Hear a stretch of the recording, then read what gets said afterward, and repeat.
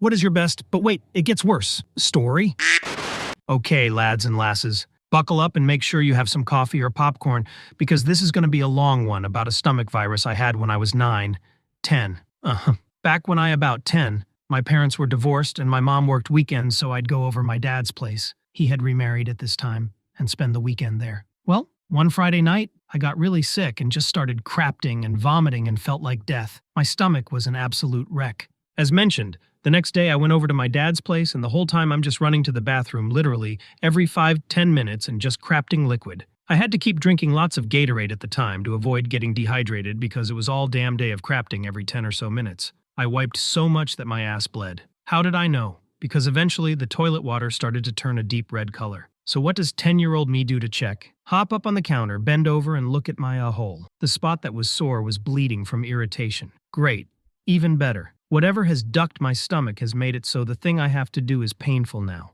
A few times I got so discouraged and defeated that I didn't even bother wiping and finishing up. I just sat on the toilet and waited for the next wave to hit, and then I'd crap more liquid. Nighttime came and somehow I had managed to sleep. But wait, it gets worse. I stir in the middle of the night randomly and happen to wake up. I'm on my back and starting to turn onto my side when I notice that there's a wet suction around my hips and ass. Yup, I had crapped the bed in my sleep, and it had turned into a crap pie that covered my ass, hips, upper legs, and some of my lower back. I try and hold my shorts to my legs and get out of bed without getting crap everywhere. My half-asleep 10-year-old mind is trying to function and figure out what in damn to do. I know I need clean shorts and underwear, so I go into my dad's room where our clothes were kept. The TV was on, but I think he was barely awake. About that time, the dog gets out of bed and comes over to me, sniffs my legs, and then starts licking the liquid diarrhea dripping down my legs. 10-year-old me knows my dad is sharp at picking up if something is amiss and is trying to inconspicuously shoo the dog away without seeming out of sorts or making too much motion to attract his attention.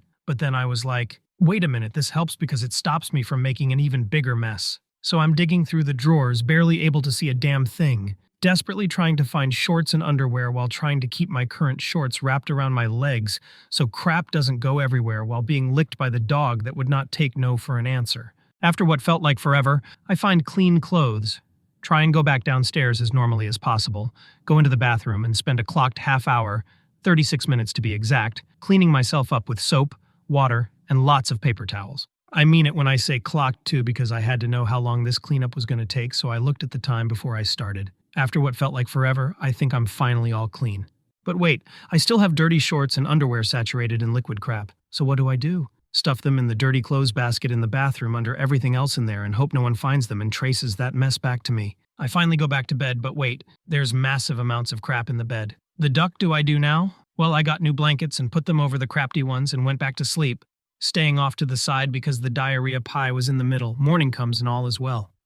I'm still clean, I checked, and go to eat breakfast in the other room. I got involved in a few other things and eventually go back to my bed where I saw the old sheets were removed and new ones replaced them. No one said a word, and I sure as hell didn't ask. You'd think it ends there after that whole thing, right? Well, I spent the next several weeks with less crapting, but I couldn't trust any farts and had crapped my pants several times because every fart was accompanied with a sudden Hulk fist of a squirt of diarrhea. Story 2. I was at my boyfriend's house and managed to twist my ankle by falling off the sidewalk as we were walking to his car to grab dinner. He gets me inside and gets me all propped up on the couch, checking over and over that I'm okay before he grabs his nephew to help him go get the food. His family are awesome and keep checking on me, and he is just perfect and keeps insisting on coddling me. Everything settles down and we head to his room, and because of the stress of falling, I'm in the mood to roughhouse. Like usual, he ends up pinning me down without me being able to escape. I love this, and it's very attractive. My competitive side activates and I insist on trying to prove I can hold him down too. I get on top of him and he gives me a moment, then immediately knocks me off. He says I can try again, so I try to grab onto his shoulder, but I manage to slip and bump the bridge of my nose on his jaw. I'm hurt like crazy, and he's absolutely fine, of course. I start crying like crazy from the pain and how sad I am that I maybe hurt him, but he keeps insisting I didn't hurt him. We calm down and just watch a show we have been binging. My eyes felt weird, but I attribute it to having 2 major crying fits and continue watching the show despite my body screaming at me to stop. We stop when I get tired and we go to sleep. I sleep for an hour, only to wake up feeling like my eyes are being pushed out of my head painfully. I wake up boyfriend to get me medicine and we decide to go to urgent care in the morning since the pills kicked in and made the pain tolerable. Urgent care checks eyes and ankle. Doc isn't liking my symptoms and sends me to urgent care to get a CAT scan. The paper they give me has possibly life-threatening written on it. Dad meets me at urgent care and drives me to ER because I'm insisting boyfriend go home. ER isn't very full, maybe a dozen or so pairs of people waiting. The person who takes my info about what happened barely glances at me and asks more questions about if I feel safe at home than about my injury. I'm called back with 2 other people and Dad goes to his truck to nap. So you have me with a serious head injury, some dude who wants a medication refill, and honestly, IDK what the third guy was there for. Guess which one they put in a hallway across from a loud TV with some detective show playing? Me. It was me. They did not check on me once during the 3-hour wait, and it took 3 tries of asking a passing nurse to get some ice for my ankle. Even the person who stopped by asking about my urgent care paper didn't check on me. For some reason, they were trying to figure out how the part that said to rest and elevate my ankle was related to my head injury. At the end of the 3 hours, a doctor finally stops by. I get 2 tests. Follow the finger and blood pressure. I'm confirmed to have a concussion. I ask about the CAT scan, and this doctor gets this high and mighty look, talking about how urgent care doesn't know as much about emergency medicine as they do, and I don't need it. Whatever, my brain is hurting too much to argue. I ask about work and she gives me a note for like 3 days off. Honestly, I'm fine with that since she didn't ask my schedule and those 3 days actually covered the only days I would work that week. I mention the TV and she goes, "Oh yeah, that's dumb, huh?" and walks away. 45 dang minutes later, a nurse comes by to check my blood pressure because it's apparently high and they want to double check it before I go. I ask about the note and she had to have someone write it for me real quick. I'm free to go with absolutely nothing done to help me. I haven't had any food yet, so Dad offers to take me to a restaurant. I'm there enjoying my food and feel a cut. The dang fork cut my mouth. I gave it to the waitress who looked very worried and said she would get it marked out or something so no one else gets hurt. That was over a month ago and my nose still hurts and I'm still concussed. I'm too off balance to do anything else since crochet and coloring keep giving me headaches and I can't keep my audiobook straight. I did plant some pumpkin seeds, so that was fun. I'm supposed to schedule physical therapy, but I've been procrastinating because I'm not up to arguing with my insurance company again. Plus, they keep trying to give me places an hour away when there's places a half hour away that take my insurance. The one 10 minutes away that's really nice does not take my insurance. I'm still waiting for the ER bill. Story 3. The story of my last employer. Small company specializing in mental health. To preface, I was in a rough place when I got the job, going through a breakup and recovering, mentally, from an attempted overdose. I had disclosed all of my mental health stuff during pre-employment checks. So for starters, they give me an offer letter saying they'll pay you for all work up to the 15th of the month at the end of the month. When my first payday rolled around, I asked them why I hadn't been paid. They had a go at me saying that I should have asked sooner and not assumed, and that I should have known that that was an incorrect offer letter. Not sure how I was supposed to know that. It gets worse. I then make do by using my credit card to make ends meet until the end of the 2nd month. Then I get handed a payslip that says, salary up to 15th of month. Naturally, I query that. And yet again get my head bitten off for asking questions. Get berated for asking when they had already told me that's not how they pay things, and act like I'm supposed to know that that's just how our accountant words things. Fast forward a few months with an array of minor gripes that I let slide, unrealistic expectations from them making us clock out on the PC, then getting me to do all of our lockup and closing up the office each day, but docking 10 months of pay if you clocked out even a second before 5 p.m., and yet when they asked me to do overtime, and I agreed, they then accused me of being money-driven and not displaying company values because I expected them to pay me for it like they'd agreed.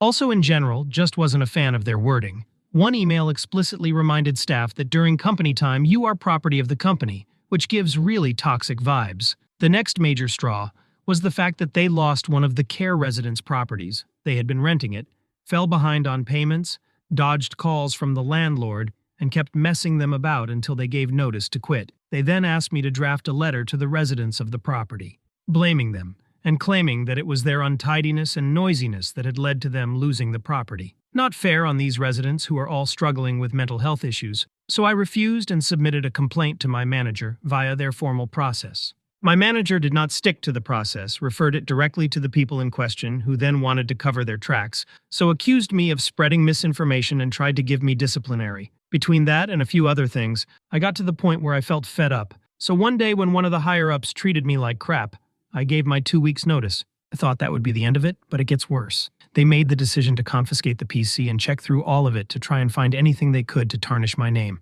Claimed that me reading the news on the PC before even clocking in was misappropriation of company time, and that me Googling solutions to it problems was me wasting time on non-company websites became another point for their disciplinary. But not before they made the decision to have a meeting about it. which involved him gathering my entire team as an audience and straight up berating me in front of them. I was understandably emotional after being berated and having my entire team gathered to watch, so I told the team leader I was taking the rest of the day off with stress, which she agreed and said was fine so long as I put it in an email. Then claimed to the higher-ups that she never said anything of the sort and accused me of abandoning my shift without permission. You guessed it. Yet another thing they chose to include in their disciplinary. I got signed off with stress for the duration of my notice period, from which they then tried to charge me for the cost of them needing to sort alternative arrangements. They effectively wanted me to pay them for each day I was signed off at my usual hourly rate. I gathered as much evidence as I could for the disciplinary, attended with a mental health representative, and pointed out mountains of situations where they had shown complete disregard for their own policies and government legislation. Ultimately, they backed off, paid me everything I was owed, and nothing came of it, but was a massive amount of stress that I really didn't need. I think they just hoped they would bully me into a situation where I'd just take whatever BS they tried to accuse me of. Story 4. This is most of the reason why I hate squirrels. When I was 17, my family was living in a place where we didn't have enough bedrooms for everyone. So my bedroom was legally an enclosed porch, but with actual windows, not like just a screen or anything. It had one outlet from the light on the ceiling, this ended up being an important detail, and I had a power strip running down the wall for electric accessibility. We also had squirrels that had gotten into the roofing. For the most part, there was just the odd skittering noise, but it wasn't our house, so we didn't think too much about any potential damage. I'm guessing the landlord knew but didn't care enough to actually do anything about it. One night, I'm sleeping until I'm woken up by the sound of liquid pouring. Initially, I thought it was raining till it stopped all of a sudden. I got up and turned the light on, and there's a wet spot on the top of my blanket. It finally hits me. Some damn squirrel peed on my bed. I was irritated, couldn't bring myself to write pissed, but I stripped the bedding, got a blanket, and went back to sleep. I didn't really think at the time of why a squirrel would suddenly pee in the ceiling over my bed. A few days go by, and I wake up one morning to a very slight smell in my room. I bring my mom into the room for confirmation, and I say, "I think something might have died in the ceiling," she confidently says. "If something died, it would smell way worse." So I just let it go and went to school because I was cutting it close to school starting.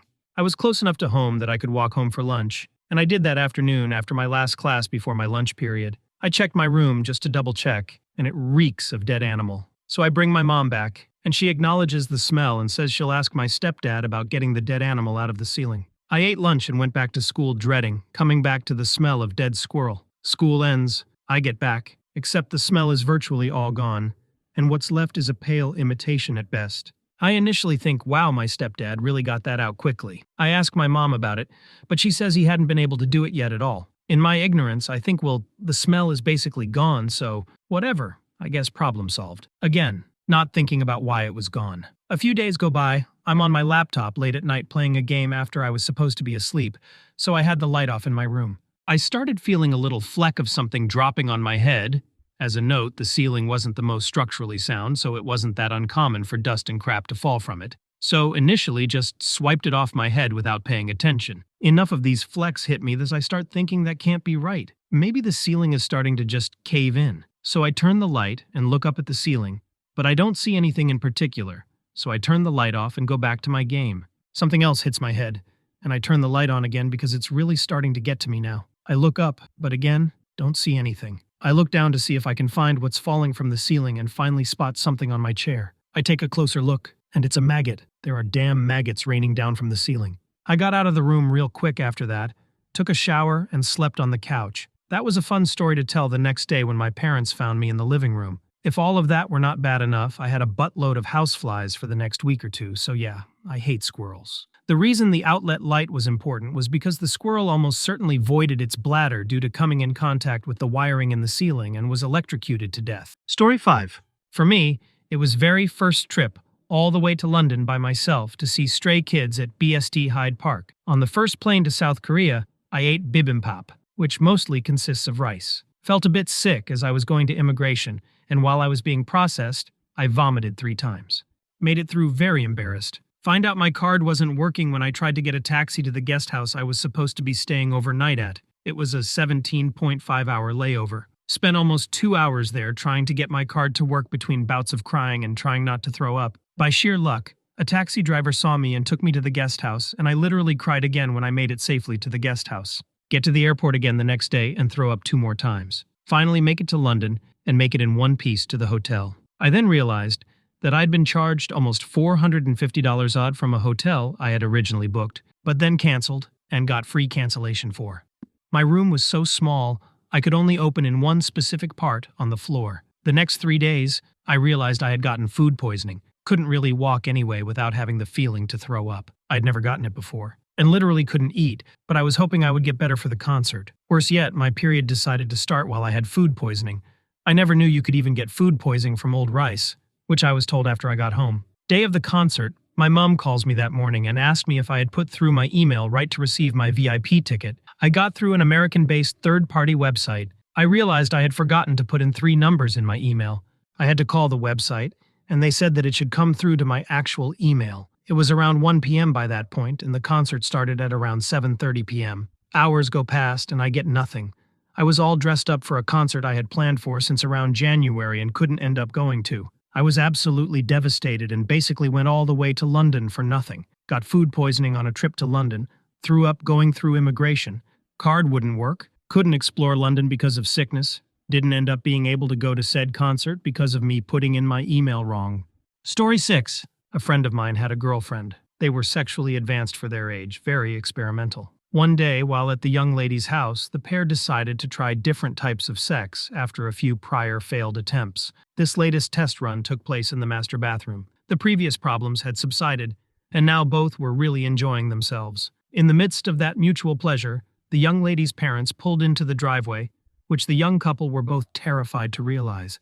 They, rather indelicately, tore away from each other. And, with the cork having been removed from the bottle, so to speak, the poor young lady began to violently defecate all over the floor. An inarguable mess, but there was no time to cover up 2 crimes. Hard decisions were made lightning fast. They decided my friend would go first to get dressed while the young lady cleaned herself up at least. She then sprang for her room just in time, before her parents came in. All they could do was hope the parents wouldn't immediately need the bathroom, so they could misdirect them while the other cleaned. Well, reader, I'm regretful to tell you that this was not the case. As the mother had drunk too much iced tea at lunch and desperately needed to relieve herself, they heard the gasp before the scream. The mother wailed in horror to find the recently acquired family dog, Ginger, eating and pawing through human feces. Ginger, who had been eating her own feces and who had also recently nipped at a young child, this short-haired dog Ginger did not know who had made this mess. Once again, I must express my regret, for the story continues.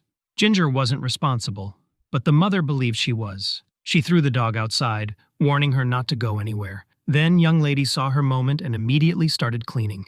The mother, screaming and crying about what she witnessed, and still badly needing to urinate, thanked the girl, relieved herself, then went off to wash the dog. It wasn't a friendly bath, but the dog Ginger was quite clean. The girlfriend gave Ginger many treats that night and apologized profusely. But wait, it gets worse. A few days later, my friend's girlfriend came home from school without a dog to greet her. Confused, the young lady called her mother at work, asking about Ginger. The mother rather coldly explained it wasn't working out, and since Ginger bit the neighbor boy, it was decided it would be best if she were put down, which Ginger was that day. The young lady had a hard go of it for many months, if not to this day. Though he wasn't my friend much longer after this event, I do know the relationship ended despite my friend not wanting that to be the case.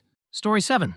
Middle management. I went in with high hopes, but also knew of some troublesome colleagues. Had one in particular that was a handful, and when I approached Har, they gave me the files of her history. This person had been written up since I was in grade 4. I was only 9 years old. There was more troubles while I was at the helm, but Har was too scared of that staff going down for mental health stress, so we ended up sacrificing the entire department's mental health instead. Story 8. In the 90s, I went kind of camping for a week with the Cubs, scouts but age 7 to 11. Instead of tents, we were housed in a large clubhouse with a nice piece of land surrounding it. Attached to it was a huge open plot of land filled with sand, hills, and trenches. Basically a WW1's no man's land. Well, we were socially divided into 2 cliques, and boy, did we not like each other. Between activities, we had free time to do our children's shenanigans, and a lot of it went into thinking how to mess with the other group. Staff would be sometimes chilling in the clubhouse or preparing for the next activity. Thus, their attention on us was slightly less. At first, it was petty, but it got more and more serious as the week progressed. Messing with sleeping gear, cutting clothes, crazy kid shat in a sleeping bag, pushing into mud pools, calling names, taunting, messing with food, drawing with markers on sleeping kids' faces, etc. Even the sweet girls were participating in all of it. This finally all culminated into two kids punching each other bloody noses. Huge circle around them cheering our champion on, turning nearly into a battle royale. Staff intervened, but had no clue of the cliques as we all held our mouths shut. As far as they were concerned, we were just acting up. They held a speech, we nodded along. Well, instead of better, it got worse. The two clique leaders decided that it was time to settle it once and for all with a final war. It was eerily calm after that. Everybody was preparing. Strategies, mud on faces, branches being collected, but above all, rocks and large pebbles. At the agreed time, we met on a spot on our sandy battlefield. Two long sand dunes with a trench dividing it. Each group stood quietly on their own side, waiting for the signal. When that signal came, we were screaming at each other, hurling branches, rocks, and pebbles to the other side, ducking behind the ledge, throwing more rocks. The staff came running towards the cacophony of screams to see what the hell was happening, but had to cover quite the distance. But they could see the volleys of rock artillery flying through the air and started screaming in shock themselves. It ended exactly how you'd expect. One kid got hit in the face by a large pebble. I remember this vividly as if it was thrown in slow motion. Howling like a siren. Every kid dropped their arsenal and just stared toward the hurt kid in shock. I don't remember the events after this exactly, but kid was rushed to the hospital. I remember us all sitting on the ground being chewed out by the staff, some staff in tears, some kids crying as reality hit. The kid turned out to be okay. It looked way worse than it was. Stitches, concussion, hauled off by his parents to be woken up every X hours. But man, that thump sound as the pebble hit still lives rent-free in my head. Story 9. Here follows my dad's favorite story about a field hand who was a walking disaster area. 1970s Australia, way out in the outback. Find Giles Weather Station in Western Australia on Google Maps, and then head further north. Dad was part of a geological survey team when the resupply truck brought in some new field hands. They were out there for several months at a time, so it wasn't unusual to rotate people in and out. If there was a life-threatening emergency, the Royal Flying Doctor Service would respond. Otherwise, the nearest large town was a minimum of 8 hours drive away on bad roads. The first time this new guy got noticed was during a seismic survey. They would park a truck, and each field hand would take a geophone attached to the truck by a long cable, several 100 meters long, and head out in a different direction. Once the seismic charge was set off and readings taken, they would wind the cables back in. New guy got lost. He planted the geophone and then just wandered off, away from the cable that would take him straight back to the vehicle. After wasting a lot of time searching, they found him and decided he may not be the best person to be out there solo. So he was assigned to a geologist to drive haul gear for a 3-day traverse, and off they went. Second day out, they reached a deep, dry gully that the geologist wanted to have a closer look at. He told the new guy to wait with the vehicle for about 45 minutes while the geologist climbed down into the gully and worked his way downstream. After 45 minutes, the field hand was to follow the geologist and they would meet up. About 45 minutes later, the geologist hears a huge crash. Rather than driving beside the gully, new guy decided to, literally, follow the geologist and drove over the edge of the gully. The drop smashed up the 4WD and they had to radio to base camp and get a recovery crew out to get them. New guy was then assigned to stay in base until the next supply truck was due to take him out. About 100 meters from camp was a pit that was used for garbage. Once a week they would burn it off using a mix of diesel fuel and old motor oil to start it, called woof juice. One day someone told new guy to go burn the garbage. Sometime later, he staggered back into camp, blackened, scorched, and smelling of smoke. He hadn't been able to get the woof juice to ignite by throwing lit matches onto it from the edge of the pit, so he climbed down onto the garbage, bent over, and lit it up. Luckily, the supply truck arrived a few days later and took him away and into legend. Story 10? Not my story personally, it's a neighborhood tale. Dad's next-door neighbor was this crazy angry man who would go on vendettas against neighbors who pissed him off, so most people left him alone entirely. But the lady at the top of the hill had been feuding with this guy for so many years that she'd painted her old satellite dish as a smiley face and pointed it down the hill at his property. I don't know what she'd told her kids, but they weren't scared of this guy like everybody else. So, one summer crazy neighbor has a stack of straw bales in his front pasture for some reason, and the smiley face lady's kids came down the hill to play on it, messing up the straw. That night, Crazy put old-fashioned bear traps in the haystack. Next day, Smiley's kids come down to play. Find the traps, go running home to tell their dad. Smiley's husband comes down the hill with a baseball bat, proceeds to beat the hell out of the bear traps. This would usually be the point where Crazy would do something to Smiley's property in revenge, but as I said, they'd been going at this feud for years already, and he'd apparently run out of normal-level Crazy ideas. So, next time Crazy saw Smiley's husband leaving the area, he jumped in his truck and followed him. They ended up out at the nearby wildlife preserve, shooting at each other's trucks with hunting guns. And that's when the authorities finally caught wind of all this and hauled them in front of a judge. Smiley's husband got told off for breaking the bear traps, while Crazy got told off for owning illegal old bear traps in the first place. That's actually not the craziest story I know about that neighbor, but the other one is hellishly creepy. Story 11. When I first moved to London a couple years ago, my company had movers hired to help bring all my stuff over from the States. The morning after they dropped off all my stuff, which included unboxing all of it, I started noticing a crazy amount of charges on one of my credit cards. I realized that I left one of my cards that I never use in free view of the movers, and one of them must have grabbed the info and started buying up stuff. I spent the morning calling the credit card company, the moving company, and then the police. It was quite a bit of money. Then I decided to visit the biggest bookstore in London, Europe, which was one of the Waterstones in central London. On my way to the tube, I was on the phone with a buddy who was telling me a hilarious story, and I was laughing my heart out, and it was nice to relax a bit. Out of nowhere, I heard a spitting sound and something wet and warm hit my hand. I looked down to see a glob of spit splattered on the back of my hand, looked up to see this teenage girl staring daggers at me. I was immediately triggered and a shouting match started. She thought that I was laughing at her, screamed that Americans need to go the duck back to the US, all sorts of crap. I wiped my hand off at a newspaper stand nearby and watched her yell at some other random dude.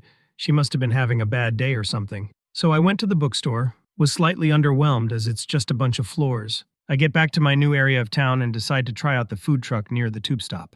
Cue the food poisoning and a long, sleepless night of going back and forth to the bathroom, because I didn't even have a trash bin or bags to keep near the bed, and I was terrified of puking on my carpet floor the very first night in the new flat. At one point, I realized that I didn't know anybody nearby to help, and I didn't know what the emergency number in the UK was. Oh, Mao. Nevertheless, that first awful day didn't spoil the rest of my time there. I had an amazing year at the flat, and another 2 wonderful years in that city.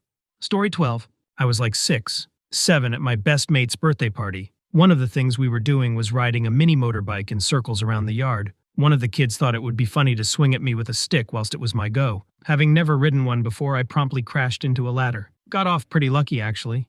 Really only hurt my toenail, and after some ice, I was good. So good, in fact, I competed in a treadmill competition to see who was the fastest. Basically determines who is the GOAT at that age. I'm putting up an impressive speed. Then a different kid cranks the thing to max. Now, I genuinely do believe this was accidental, but it resulted in me losing my footing. Being a dumb idiot, instead of just being flung off the treadmill, I held on as it skinned my legs from my knees down. This only stopped when the dad pulled the plug at the wall. From there, I was obviously picked up early.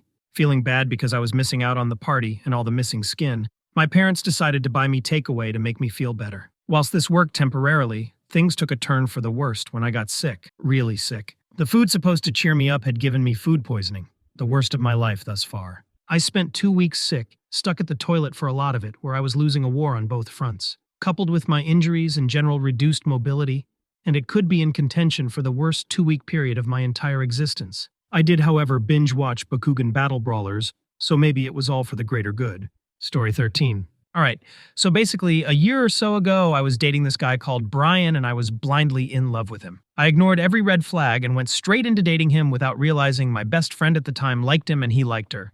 And at points, his friends would ask him, "Wait, I thought you broke up with her." Mostly girls, of course. I got suspicious, but kept quiet because I loved him. This went on for nearly a year. I kept falling more and more in love with him, but people had started to say he was cheating. As much as I hated to say it, I believed them. I mean, his girl BSF messaged me as son as I got with him saying, "Don't try steal him from me." He was friends with all his ex, and worse liked my best friend. Eventually I found out he kissed my best friend. We broke up but got back together not long after. But wait, it gets worse. I decided to do a loyalty test and made a fake Insta account with a pretty Asian woman from Pinterest. He had always been into Asians, so I started doming him from that account. And when I did, he started to ghost me and dim that account more, and I asked him to be my boyfriend. On that account, he said yes and that I didn't have to know. I broke up with him and he was begging and saying he never said it, but I had the screenshots to prove it and I sent them to him and he ghosted me yet again. Now he has a wife and I'm not sure if he has any kids, but I'm happy for him. I just hope he's loyal to her. Story 14. Worked in a garden center in the UK in the early 2000s, one of those absolutely massive ones that had an entire gifts section larger than most supermarkets. For several weeks, we noticed an elderly chap come in and he'd always have a loaf of bread with him. Never thought much of it as we had regulars who would just pop in and use the restaurant, maybe grab a coffee and have a look around. It was only after a month or so someone noticed he always left the garden center without the bread. We ended up watching him out of pure innocent curiosity. Was he making a sandwich in the restaurant? Feeding the birds? You know, harmless normal things. Things took a bit of a turn. We realized he would always go in a straight line to the toilets when entering, prompting all sorts of discussion and theories, ranging from elderly sex acts paid for with bread, you name it. But we conjured up some truly awful ideas. Nope, it got much, much worse. This gent was found to be wiping the inside of the urinals with the bread and then eating it. I think about this story once every now and then, and I still have questions 25 years later and it still turns my stomach. Story 15. Not too awful. After working a 12-hour night shift, I hit a huge pothole and blew my tire. I couldn't get the wheel off, so had to wait for a police officer to stop by and help me out. Of course, as an idiot, my spare tire was flat. So after filling that up and heading to an auto place, they let me know the tire and the rim need to be replaced. All right, cool, I can still drive around in my spare till that one comes in. By the time I get to my apartment and get out of the car, I hear a hissing noise and see some metal rod had punctured my spare tire. By this time, I'm exhausted and call them back to let them know I'll be back over to drop my car off to get my spare tire fixed as well. It was raining, and I had no one to take me back to my apartment, so I walked in the rain the 10 minutes it would take. I told my coworker I'll probably will call out since I worked that night as well, and they were nice enough to pick me up. She didn't want to run short-staffed, and we are friends, so it worked out. Story 16. My sister's oldest was potty training, and it was not going well. One night, I guess he called out to my sister and Bill, and when they got into the room, most of the walls at his height were covered in crap. The carpet had it smashed into it in a few places, and it was all over his toddler bed and stuffed animals. I guess it took them around 2 hours to clean everything up and get it washed, and when they finally got to bed, it was almost 3 a.m. Cut to the next day, and my sister is getting the little guy dressed, and she gets a big whiff of crap from somewhere, and after searching all over, could not find where it was coming from. Crap smell lingers and disappears randomly, and then stops completely for a few months. Cut to the first cold day of the fall when they turn the heat on, and the smell is back and way worse than before. Turns out my nephew had somehow stuffed a turd into the floor vent and it sat down there drying out until the heat came on to reactivate it in its full glory. Story 17. Here we go. I, white man for context, lived in a predominantly black area during high school, was hanging out with friends, all black, about 4 of us including me, in my friend Aaron's basement, inebriated. My GF at the time really wanted to hang out. I, however, wasn't sober and not willing to make the 30 minutes drive to her house. She kept bugging me to join the guys' hangout, and I gave in eventually when she offered to take us to McDonald's. So I asked everyone if that was okay. They said yay. She gets there, and we started making our way to some McChickens. Someone cut her off, however, and she says, ducking N-word with the hard R. I instantly went pale, thinking, what a heck, etc. But wait, it gets worse. She proceeded to tell them that it was my fault and tried to rationalize what she said by saying it was my influence. Most awkward car ride I've ever had and most mortifying moment of my life. I broke up with her a few days later. Story 18. 2022. Finished high school and saw all my friends immediately get jobs, yet I couldn't get one. I don't know why, which was crappy, but oh well, I'm young. Then my fiancé of 5 months dated for 3 years, and I had a miscarriage which left a scar to say the least. I tried to stay strong, but then my fiancé left me for her ex. She hasn't seen since she was 12. She was turning 18 the year of. This guy has no job, was younger than her high school dropout. All her friends have told me he's no good as we have mutual friends. Her twin sister also doesn't like him and still hangs out with me often. But wait, it gets worse. Few months after this, still in 2022, I get into a car crash and break my thumb and back. Friends that were in car were fine and went back to the party, and I went to the hospital for surgery on my spine, which I have to admit has healed perfectly, but I only got home after New Year. Story 19. Happened to my friend at the high school. She had a class that was taught by a principal. Principal always came to his classes late, so nobody was in any rush when the bell rang. One of her classmates, let's call him Mike, was always late for the first period due to his sport training. One day, the class with principal was the first one for that day, so Mike really wasn't in any rush. He arrived 5 minutes after the class start, barged through the door, and very loudly said, "What's up? Haven't expected me, do you?" Unfortunately, that day principal was on time, and Mike noticed him way too late. Embarrassed and ashamed, Mike went to sit at his desk. During TGE class, Mike fallen asleep on his desk with finger over the edge of the deek. Suddenly, a Notger teacher came to the class, so everybody stood up and another classmate that was sitting in front of Mike stood up too fast and his chair J8 sent crushed Mike's fingers. Mike's only reaction was, "George, you are just a damn a hole." I'll let you guess, what was principal's first name? Story 20. Okay, I have a good one. My ex-wife took our dogs for a walk in the nearby woods one afternoon. She needed to crap, so found a nearby bush, some leaves, and relieved herself and carried on the dog walk. When she got home, she told me what had happened, and I didn't think much of it. She was a classy one and often did things like this. Later in the day, we were talking to some neighbors who also had dogs. They said that they had just returned from a walk in the same woods. They then proceeded to say that some dirty git had shat in the bushes. Her dogs had found it and ate it. I had to excuse myself as I could not contain my laughter. Story 21. A long time ago, someone I knew back in high school was arrested for illegally downloading and pirating literally thousands of movies and television shows from torrent sites, burning them onto blank DVDs and selling them. But wait, it gets worse. It turned out that individuals who would make illegal and adult films and upload it to these torrent sites would name their files after the blockbuster movies and popular TV series he was seeking out. This person I knew tried to argue that it was all a mistake and a misunderstanding, that he was illegally downloading literally hundreds of files during the week and couldn't watch all the content he was downloading and burning to blank DVDs. The judge presiding over the case didn't buy it, sentenced him to, I think, 20 years prison, and we haven't heard from him since. Story 22. I work in retail and was in the sex toy condom aisle. A group of boys around my age, in their 20s, were looking at the case where the sex stuff was locked up. One of them asked me which one I would recommend. I told him that I was not the right person to ask for that. I'm a sexual, though I didn't say that since it was none of his business. He said, but still, which one would you recommend? I told him that I don't use those. As if he wasn't being invasive enough, he then said, oh, so you just have a guy do it. If I hadn't been on the clock, I would have told him to duck off. Story 23. When I was young, I was in love with a girl, my best friend, and on a Sylvester night, I got the courage to tell her my feelings. Her response was, I should die. After I think a year later, I got feelings for another girl eventually, but she didn't like me either. I was still friends with them, and after a while they got feelings for each other and were a couple later. Well, yeah, I didn't took it good at this time as a boy, but I got over it now. Story 24. Let me all enchant you with the tales of my life as a short, stocky, slow, bald man, and these tales need no embellishment. So, I killed my fiancé by buying cheap wedding envelopes. Story 25. Was in a Vietnamese restaurant in Paris. The waiter was Vietnamese and spoke French as a second language. He was cross-eyed. He had a stutter. It was hilarious.